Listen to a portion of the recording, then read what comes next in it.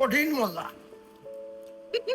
Hello everyone, চলো তোমাদের সাথে ফ্রোজেন পরোটার পাফ প্যাটিস রেসিপিটা শেয়ার করি। খুবই ইজি।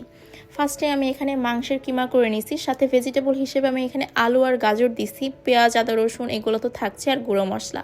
আর আমি এখানে একটু মজা বাড়ানোর জন্য ম্যায়োনিজ দিয়ে মাংসের পুরটাকে মিক্স করে নিয়েছি, ম্যায়োনিজটাও হোমমেড। তারপর আমি এখানে ফ্রোজেন পরোটা বের করে নিছি, দেন আমি মাঝখান থেকে একটা ভাগ করে নিলাম। তারপর আমি এখানে মাংসের পুরটাকে দিয়ে দুই সাইড থেকে এটাকে মিশিয়ে নিব। আর আমি এটা কুক করব 10 মিনিটের মতো এয়ার ফ্রায়ারে, তেল ছাড়া এটাকে কুক করাতে এয়ার ফ্রায়ারে খুবই ক্রিস্পি হয় আর এত মজাদার, মাশাআল্লাহ, খেতে অনেক মজা অনেক মজা। তোমরা তো ফার্স্টেই বুঝতে পারছো আমার শ্বশুরের রিয়াকশন দেখে। আসলে সন্ধ্যায় এরকম যদি ক্রিস্পি নাস্তা না হয়, সন্ধ্যাটা না একদমই জমে না। আর আমার বাসায় হচ্ছে আমার শ্বশুর বেড়াতে আসছিল, তারপরে আমার খালা শাশুড়ির ছেলে আসছিল, তো ওদের নাস্তা হিসেবে আমি এই ইজি নাস্তাটা ট্রাই করলাম।